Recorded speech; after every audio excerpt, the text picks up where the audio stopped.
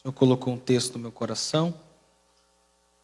Primeiro livro dos Reis, capítulo de número 17, versículo 1. Você me acompanha aí, por gentileza. Conforme o costume da igreja. Primeiro livro dos Reis, capítulo de número 17, versículo 1.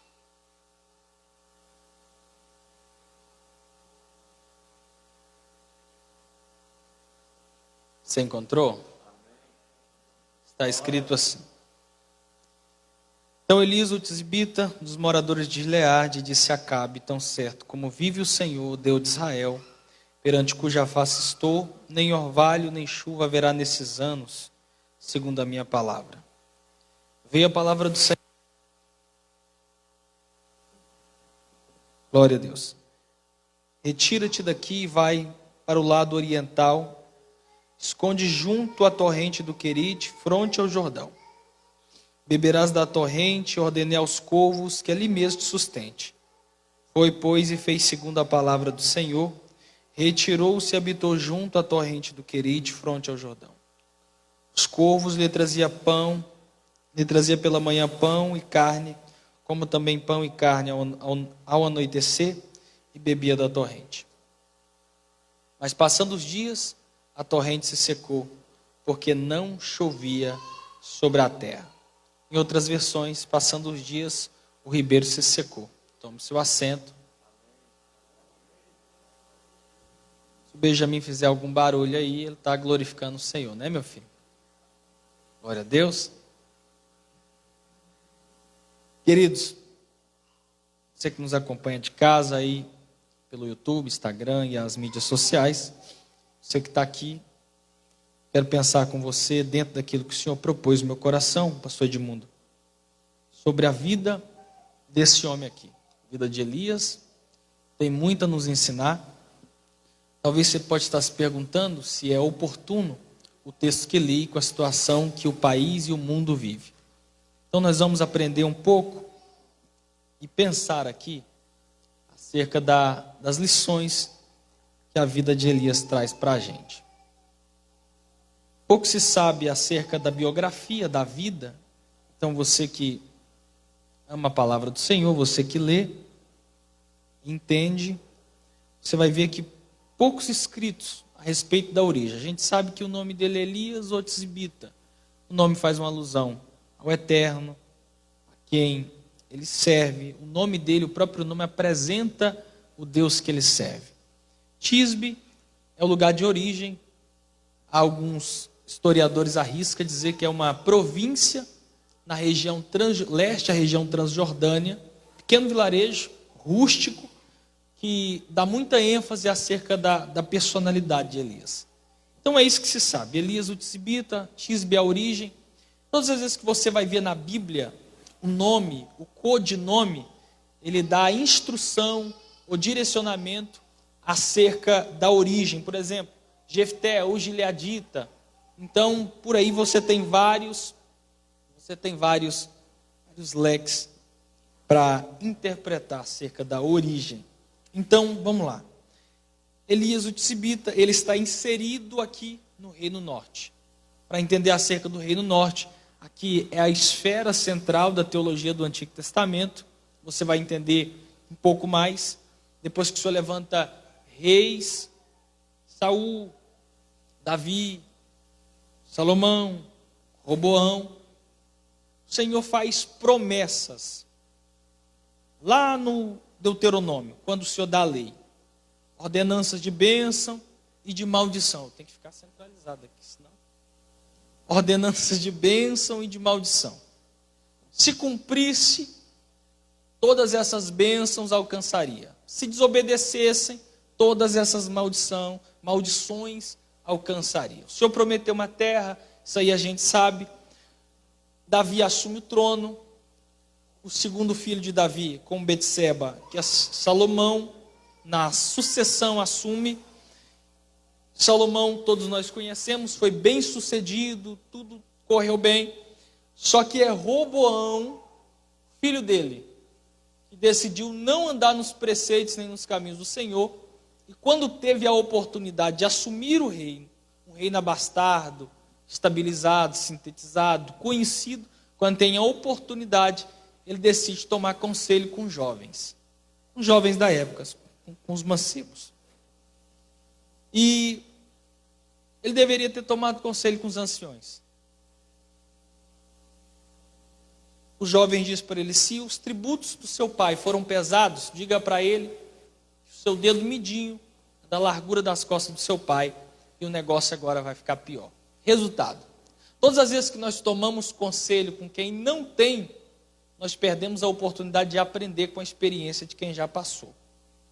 Cabelo branco não é só sinal de idade, é a experiência de quem fez, a experiência de quem já passou, a experiência de quem já viveu. Aprenda uma coisa: todas as vezes que nós decidirmos desprezar a sabedoria e o conselho de quem já viveu, nós somos candidatos ao fracasso. O que acontece com Roboão é que ele despreza o conselho dos anciões. Eles estão ali à disposição para aconselhar, para direcionar. É por isso que todas as vezes que você olhar na Bíblia, a primeira epístola de Paulo a Timóteo, a segunda epístola de Paulo a Timóteo, quando Paulo escreve a Timóteo, você vai ver que ele diz assim: meu filho, todas as vezes que me lembro das suas lágrimas, eu me encho de gozo, porque eu sei que são lágrimas não fingidas, de uma fé que habitou na sua avó Lloyd, habitou na sua mãe Eunice, eu tenho certeza que habita em ti. Quando Paulo vai fazer recomendações acerca da vida, de como se portar, de como andar, de como ser um obreiro aprovado, que maneje bem a palavra da verdade. Quando ele fala de lobos ferozes, quando ele fala de homens fraudulentos, que nos últimos dias perverteriam a sã doutrina, ele deixa um conselho, dizendo assim: tu permanece naquilo que fosse inteirado. Ninguém despreze a tua meninice, porque desde muito criança, desde a sua meninice, sabe as sagradas escrituras, que pode te tornar sábio para a vida eterna. Quem tem experiência para aconselhar, quem tem know-how para direcionar, e ainda nós, que estamos sendo projetados na vida, temos que prestar muita atenção nas oportunidades que o Senhor nos dá. Está perto de alguém, está sendo direcionado por alguém. Josué ficava na porta da tenda. Moisés entrava para a tenda e Josué estava na porta. O sucessor de Moisés é Josué. Nós precisamos de pessoas para nos direcionar, para nos encaminhar em direção à obediência. É um princípio infalível. Quando Roboão assume, o reino está sintetizado, a paz sobre Israel e Judá. Mas para toda oportunidade perdida, nós sempre teremos um oportunista. Toda oportunidade perdida, não pense você que ela vai voltar. Há um dito popular que diz que são 3 coisas que não voltam atrás: flecha lançada, oportunidade perdida e a palavra maldita, falada fora do tempo. Falou, já foi. Roboão perdeu a oportunidade de viver a plenitude do reino que o pai viveu, que o avô viveu. Jeroboão, um oportunista, estava ali pronto, a posto, para assumir aquilo que Roboão desprezou, por não ouvir conselho de quem tinha. Escuta uma coisa: escute conselho de quem tem, porque quem tem quer te dar e é de graça. Quem tem não cobra. Quem tem experiência para direcionar não cobra. O pagamento é quando você ouve, quando você escuta, ouve e pratica. Quando alguém te direciona, quando alguém te aconselha, a gratidão de quem te aconselhou é simplesmente ver você colocar em prática. Reino se divide: reino norte, reino sul. Ao sul, nós temos 2 tribos, Judá e Benjamim. Ao norte, Zacá, Zebulon, Naftali, Gade, Assé. 10 tribos ao norte, 2 tribos ao sul. O sul fica com o templo. norte, os altos de Samaria. E é exatamente nesse cenário que Elias está inserido. Porque no reino norte, nós temos reis profanos, que se apostataram, se desviaram dos preceitos do Senhor. Nós temos Tibni, Orrim, que é pai de Acabe. Temos Acabe. E se não for suficiente, ele casa com a filha de um rei sidônio, filha de Etibaal. O próprio nome do pai faz alusão à entidade pagã. Jezabel. Ela casa-se com Acabe, um dos reis do norte, que é profano, que apostatou-se dos caminhos do Senhor. E ela faz tudo, aliás, ele faz tudo que contraria o Senhor, que é contra os princípios do Senhor. Como se não bastasse, Jezabel está vindo com uma herança na mala, uma herança espiritual. Tem uma herança espiritual na mala, que ela está entrando no reino norte. Se acha que a coisa está ruim, ela pode piorar. Não existe nada tão ruim que não possa piorar. Pode piorar. Ela entra no reino do norte com herança, uma herança espiritual. Acabe não só fez o que era mal perante os olhos do Senhor, como constrói porte ídolos. O culto a Baal é inserido. Entidade pagã é inserido ali. O culto à entidade pagã. Ao ponto, querido, que profanação, engano, mentira, adultério, tudo de ruim que você imaginava estava acontecendo no Reino Norte. Uma apostasia tomou conta do povo. O povo não sabia mais quem era o Senhor. Já tinham abandonado o templo. Os reinos tinham se dividido. Os filhos de Jacó, as tribos de Jacó se dividiram, impedindo assim de quem está no norte não ir ao sul, e quem está ao sul não vir ao norte. Quem está ao norte, o povo dessa época, o povo judeu, é um povo que ama o templo. O que Jeroboão faz? Eu tiro eles do templo, porque tirando do templo eu mato. Arrancando do templo, eu arranco eles do habitat deles, da comunhão com o templo, da comunhão com o eterno, naquele período. Constrói porte ídolos. O Facebook me lembrou de algo que eu escrevi há 5 anos atrás, quando estudava justamente acerca disso. Foi embaixo dos carvalhos de Samaria, embaixo da sombra dos carvalhos de Samaria, que eles sacrificaram a deuses. Mas foi debaixo da sombra do mesmo carvalho que Deus sacrificou seu filho. E a sombra da graça nos alcançou. Sacrificaram, fizeram dos altos altares a deuses pagãos. No meio disso tudo está inserido Elias, que surge com a palavra profética. No meio desse turbilhão, dessa crise toda, desse abandono de Deus, surge um homem de Deus, um justo, temente ao Senhor. E ele chega com a mensagem de ordem. Olha, segundo a minha palavra, não vai chover mais. 3 anos e meio o céu cerrado. E ele vai além. Nem orvalho, nem chuva cairá sobre a terra. Se o Deus Baal, a entidade pagã Baal, é o Deus da fertilidade, o Deus da chuva, Elias está contrariando os poderes daquela entidade, daquele Deus. Deus com D minúsculo. Ele está dizendo, não vai chover. Se não chove, quem plantou, aliás, se não chove, não tem como nascer o que se plantou. A economia da época é agropastoril. Se não tem pasto, o rebanho morre. Se o rebanho morre, falta carne. Há prejuízo para o agricultor. Quem semeou o grão, não vai nascer. O principal alimento da época é o trigo, o pão. Se o trigo não nasce, não tem cereal. Se não tem cereal, não tem pão. Se não tem pão, tem fome. Uma crise se desenhou. Uma crise está pré-estabelecida. Toda crise revela oportunidade para alguém se levantar em nome do Senhor. Toda crise traz consigo um juízo.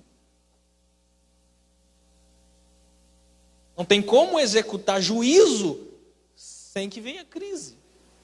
Quando o coração do povo está obstinado. Joel capítulo 2, capítulo 3. Uma crise se desenhando. Uma crise espiritual, uma crise moral e uma crise econômica. Essas três crises são entrelaçadas uma à outra. Crise espiritual, apostasia, abandono de Deus. Crise moral. A crise moral é consequência, pastor Edmundo, de uma crise. A crise moral é consequência de uma crise espiritual. A crise econômica é consequência de uma crise moral.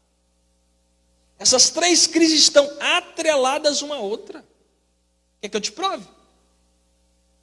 1975, salvo engano, tenho anotado aqui. Brasil, país judaico-cristão, princípio familiar, família tradicional, macho, fêmea, prole. Tem a Bíblia como direção, regra e fé. Decidiram proibir a Bíblia nas escolas. Entramos em uma decadência espiritual. Éramos chamados de o povo da Bíblia. O povo que sai, a igreja que vai. Os irmãos que andam com a Bíblia. O povo que protesta. Que tem nos pulmões a fé. Que não tem medo de mostrar o rosto, a cara. Que diz sim, que honra ao Senhor, que teme ao Senhor. Só que mergulhamos também em uma crise espiritual. Uma pesquisa. Vemos dias semelhantes ao século XVII e XVIII na Europa. Oxalá que nós temos homens de Deus, temos lideranças que são sensíveis à voz do Espírito de Deus ainda. Mas nós mergulhamos em uma crise espiritual. É um gráfico. E uma crise moral começou a se desenhar. Meado de 2000, 2001, 2002. Fomos mergulhando em uma crise moral. Isso é tão sério. O movimento LGBT ganha força. Um viés ideológico ganha força no Senado, no parlamento. De desconstrução familiar, de conceitos éticos e morais. E nós? A igreja que protesta, a igreja que sai. Cristo diz, essa é a minha igreja. E as portas do inferno não prevalecem contra ela. Só que nós interpretamos isso muitas vezes que porta é instrumento de ataque, não, porta é instrumento de defesa. A igreja vai contra o inferno e ele não vai prevalecer. A igreja vai e as portas do inferno não prevalecerão contra a igreja. A mídia tem tentado nos silenciar. Uma crise moral se desenhou. Presta atenção. Olha o que o mundo canta. Olha a forma profana que o mundo se veste. E eu estou falando isso, que todos nós, senhores, temos acesso. Liga a sua televisão às 18, às 19, às 20, às 21. Todo tipo de viés ideológico está aí sendo mostrado. Resultado de uma crise espiritual. Resultado de uma nação que em algum momento virou as costas para o Senhor, em algum princípio. Se quebrou. Quem se lembra do que aconteceu em 2019, na Parada Gay de São Paulo? Pegaram símbolos religiosos. Fizeram todo tipo de ato libertino a céu aberto. Profanaram. Isso é resultado de uma decadência moral do ser humano. De uma decadência moral. De alguém que perdeu escrúpulos, que perdeu conceitos éticos, que perdeu as cercas da moral e da ética. Tudo isso por causa de uma apostasia espiritual. Gerou uma crise moral. Essa crise moral trouxe uma crise econômica. E essa crise trouxe um juízo. Isso é tão sério que o reverendo Hernando Dias Lopes, no seu livro de Pastor a Pastor, uma obra fantástica, ele traz dados sobre a igreja contemporânea. O índice de divórcio em nosso meio é o mesmo do mundo. O índice de jovens dentro da igreja que vão a motéis é o mesmo do mundo. O mesmo do mundo. Isso é um dado. Pesquisa. E nós que somos o sal da terra e a luz do mundo, que sal insípido? Perdemos o sabor? Aqui não. Então uma crise está pré-estabelecida e Elias surge com juízo. Uma crise se desenha no meio de um caos. Parece que eu ouço o grito de Abacuque, que o justo pela fé viverá. O justo viverá da fé. A primeira lição que eu aprendo nesse texto é que o justo e a casa do justo é guardada. Salmo de número 128. Bem-aventurado o varão que teme ao Senhor.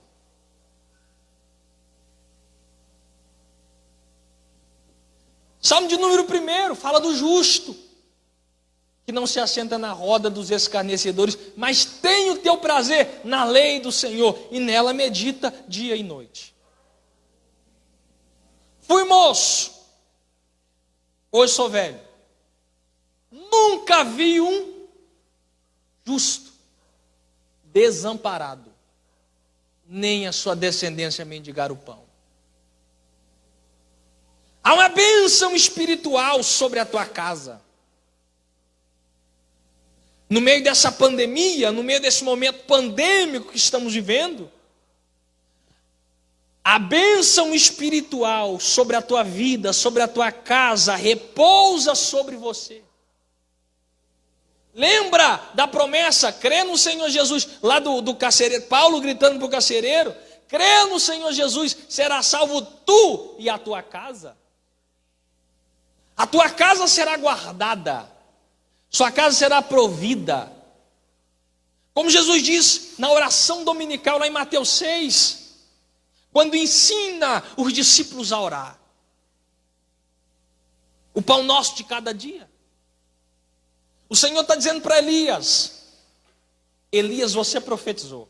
Você teve a ousadia, como a igreja de Filadélfia, mesmo tendo pouca força, guardou a palavra. E como nós carecemos de homens que amam a palavra, de chefes de família, de sacerdotes que amam a palavra, que guardam a palavra, que mesmo tendo pouca força, guardou a palavra. Não negaste o meu nome. Elias tem coragem de se levantar no meio de um caos e apresentar o Deus que ele serve, apresentar os princípios que ele crê, apresentar aquilo que move o coração dele. O justo viverá da fé. Mas como alimentar uma fé que parece anêmica no meio de um período difícil? Como manter viva uma fé que num período onde nós somos assombrados, onde a mídia bombardeia, a mídia de esquerda, há uma briga ideológica, há uma briga política, como manter uma fé viva? A Bíblia diz que Abraão fortalecia-se dando glória a Deus. A fé é fortalecida quando nós glorificamos ao Senhor. Hebreus 11 diz que a fé é o fim e fundamento das coisas que não se vê, mas se esperam. A fé é abstrata. Mas pela fé nós decidimos vir num culto de sexta-feira, decidimos sair da nossa casa, mesmo limitado, com toda a limitação e todo o risco, tomando os cuidados necessários, vencemos o medo, vencemos a opressão, vencemos a mídia. Aqui estamos. Você que é do grupo de risco e está em casa, se fortaleça dando glória a Deus, se fortaleça glorificando ao Senhor. A sua fé não será uma fé anêmica, mas ela será fortalecida.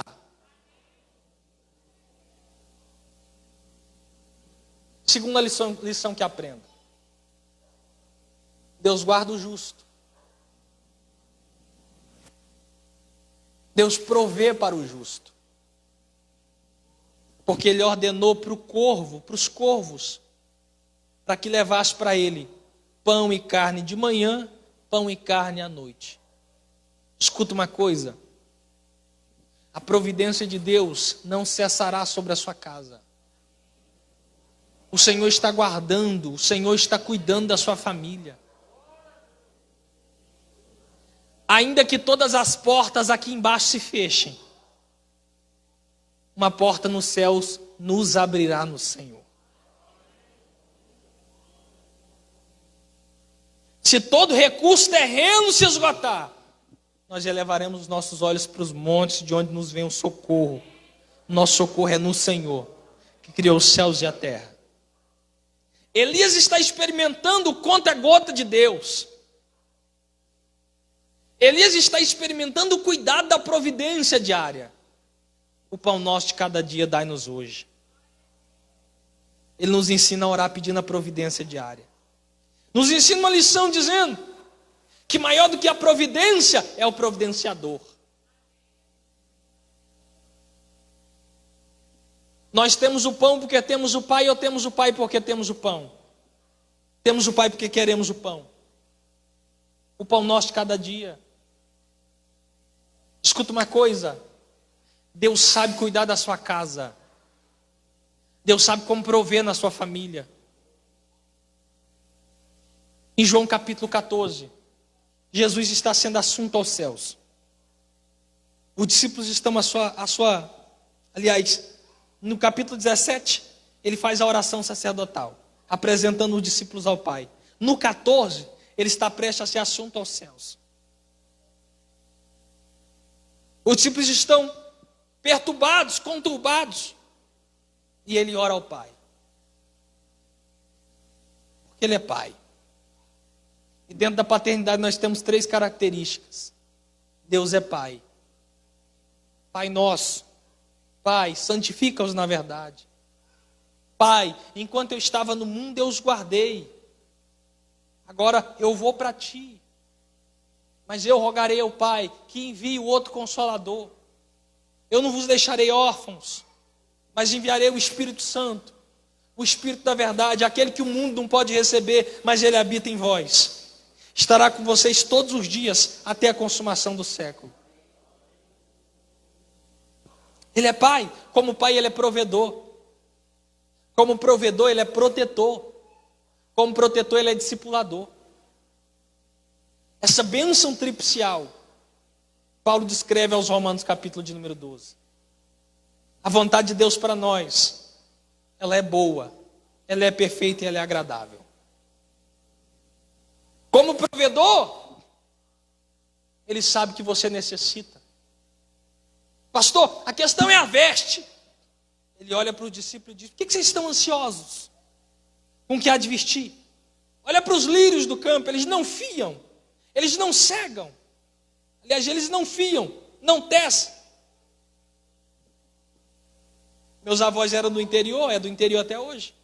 E eu vi muitas vezes a minha tia colher o algodão, desencaroçar. E isso não fazia por necessidade, mas por hobby, por gostar. Sovava-se o algodão, fiava o algodão, fazia a linha na mão. Quem é mais vivido um pouquinho sabe do que eu estou falando. Fiar o algodão. Fazia-se a linha. Jesus está falando disso. Olha para os lírios do campo. Eles não fiam.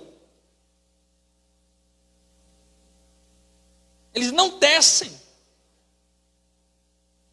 Eles murcha, seca, é queimado e acabou a glória. Passou. Olha como o Senhor os veste. Deus veste os lírios. Jesus ressalta, nem Salomão em toda a sua glória se vestiu como os lírios. Você acha que Deus não vai te vestir no meio desse caos? Você acha que Deus não vai guardar a tua casa no meio dessa dificuldade? No meio onde o orçamento de muitos é enxugado, no meio onde muitos teve que cortar quadro de funcionário. Você acha que Deus vai deixar a tua casa perecer? Um Deus que garantiu que Ele é o mesmo ontem, hoje e eternamente. Ele está dizendo, olha para os lírios. Porque para olhar para os lírios, tem que olhar para Israel, saindo do Egito, atravessando o Mar Vermelho e caminhando sobre o deserto. 40 anos, a roupa crescendo no corpo, sapato crescendo nos pés. O maná sendo colocado toda manhã na mesa de Israel. Uramachuri Kandarai Asérvia. Eu sinto a graça do Espírito de Deus. Porque nós não somos filhos sem pais, nós não estamos aqui como órfãos, nós temos um pai, nós temos um Deus que cuida da nossa casa, que cuida da nossa família.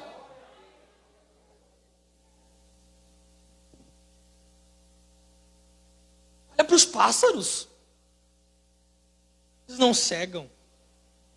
Todos os dias o Senhor dá a eles o alimento necessário para viver. Porventura vós valeis menos do que os pássaros?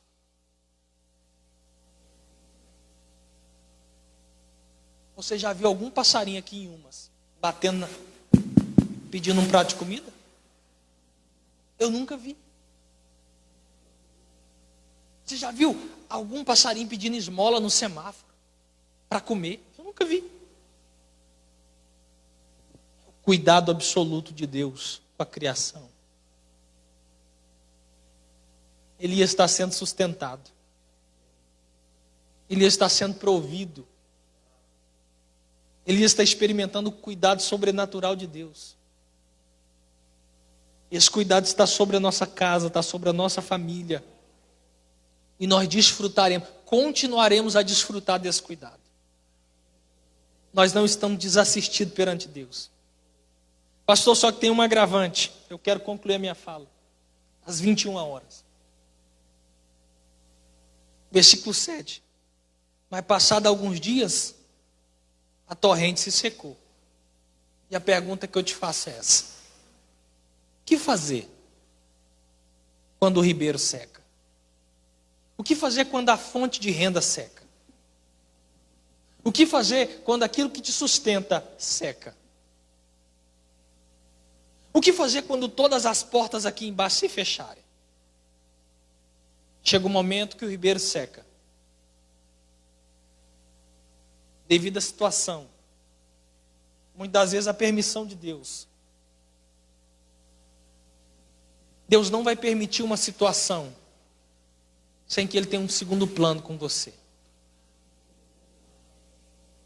Deus é especialista em trabalhar em homens.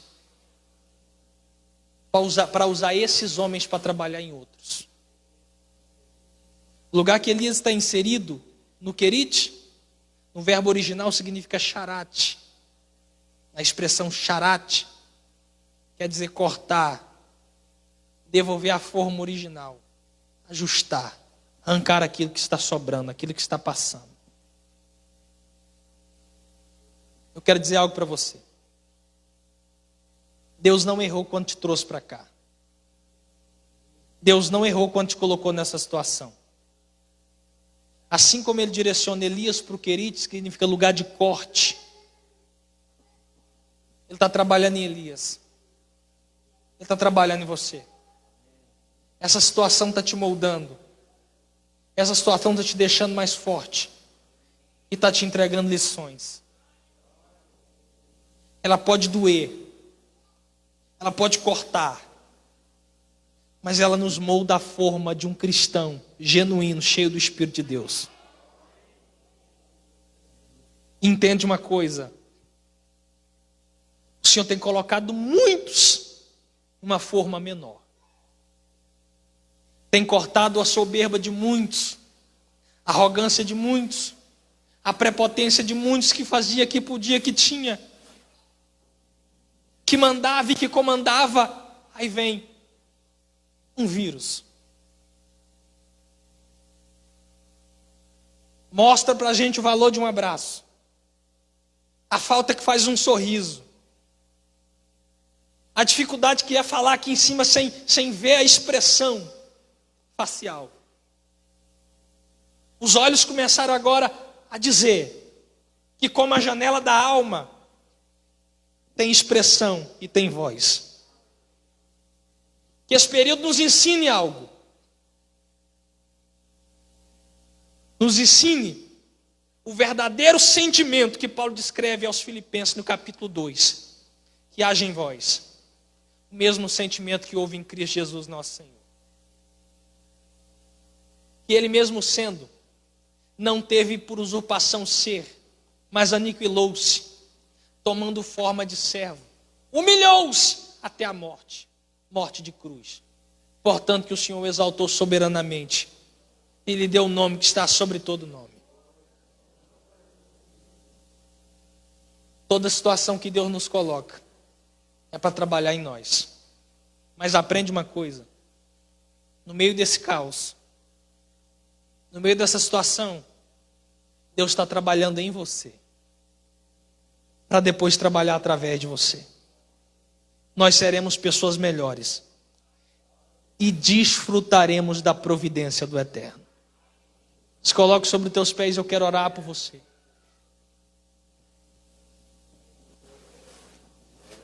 Coloque a mão sobre o seu coração.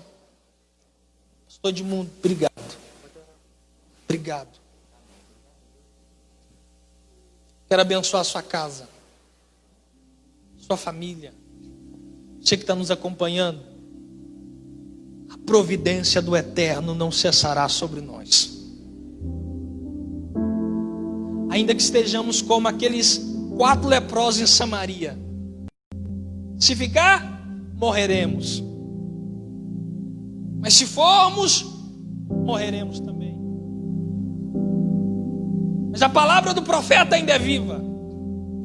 Amanhã, por essas horas, haverá tanta comida em Israel.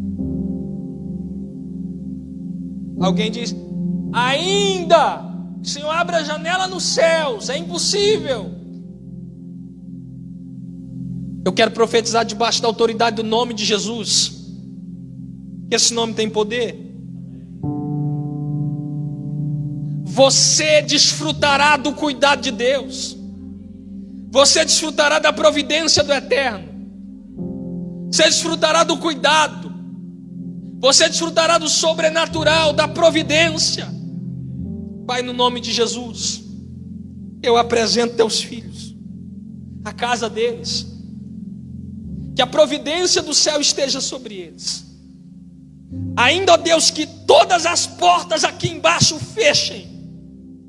Nós cremos que abrirás uma porta nos céus.